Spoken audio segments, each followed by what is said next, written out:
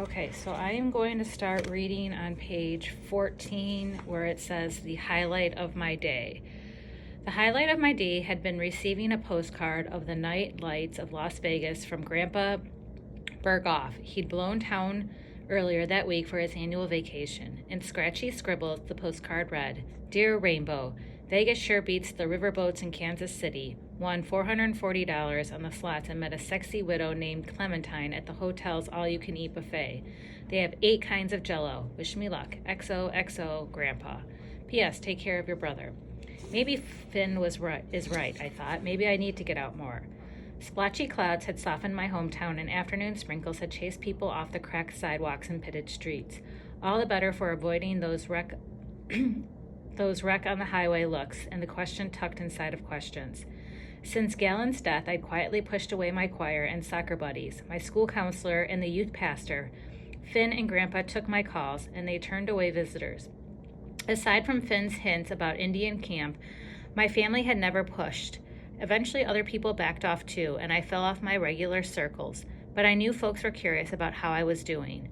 Chewy tugged on his leash, but somehow he knew better than to walk me past Burhan Elementary, the Garden of Roses Cemetery, or Gallen Street. When Chewy and I arrived at Heinz Grocery Barn, the parking lot was empty except for Bernadette Ray Mitchell's pink Cadillac. Just then, Uncle Ed's rusting pickup rumbled up the street alongside me.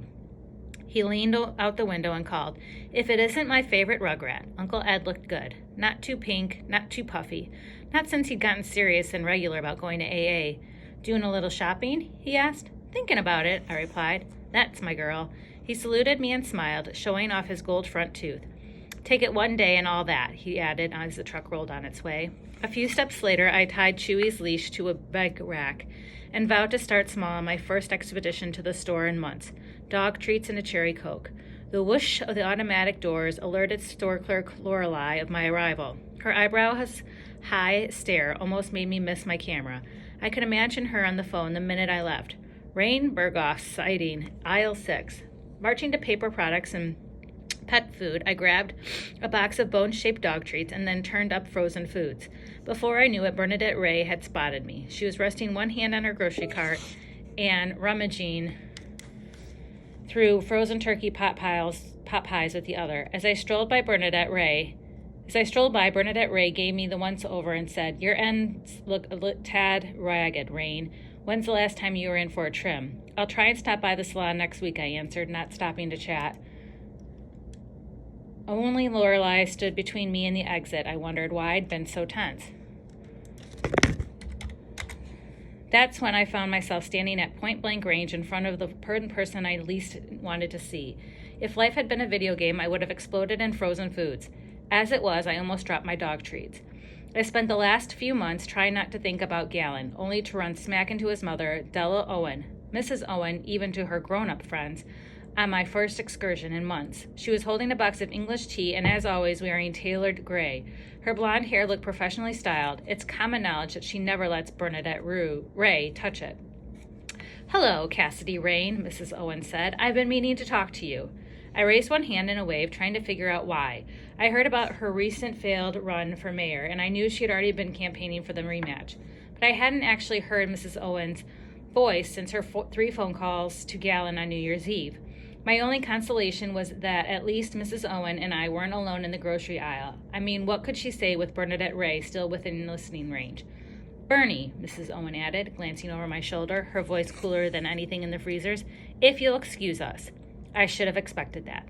After Bernadette Ray wheeled away, Mrs. Owen said, "Tell me about Georgia Wilhelm's Native American Youth Program." That didn't faze me. Mrs. Owen had always been abrupt, and the way I had figured it, she was asking me about Indian camp to be polite. It was something we could talk about besides Gallen, and neither one of us was ready to mention his name yet. After all, I was the last person to see her only child alive. If Gallen and I hadn't gone out prowling that night, the accident never would have happened. If he hadn't been with me, Gallen might still have been alive. "It's a camp." "Like a summer camp?" I answered. "That's all I know." "Surely you'll be participating?" she asked. "No, ma'am," I replied, trying to come up with something safe to say. "No use. Gotta run now," I finally announced, taking a few steps around her. "Dinner." It was only about 2 o'clock in the afternoon. "Chewy's dinner, I mean." I jiggled my dog treats, adding, "He's waiting for me outside." Big dog, big appetite. I took off before I could make a bigger fool out of myself. At the checkout, I grabbed a plastic bottle of cherry Coke from the mini fridge next to the magazines and set it behind my dog treats on Lorelei's counter. Between her bleached bangs and Salvation Army outfit, a checked halter top and faded cutoffs, she looked the part of her reputation. Around town, folks called her the Lorelei Express, and not because she's fast at the cash register. Finn had actually dated her back when they were juniors in high school. He says she's a lot smarter from what people think. Paper or plastic, she asked, scanning the barcodes. Neither, I answered, handing her a 5. Lorelei taped register keys and said, I hear Finn and the new girl are serious. After shoving the receipt in my back pocket, I replied, I guess. The new girl, she mentioned, was Natalie, who'd first arrived in town last fall to work as a news editor for the Hansburg Weekly Examiner. Last December, Natalie had moved into my brother's room, and they become the couple to watch.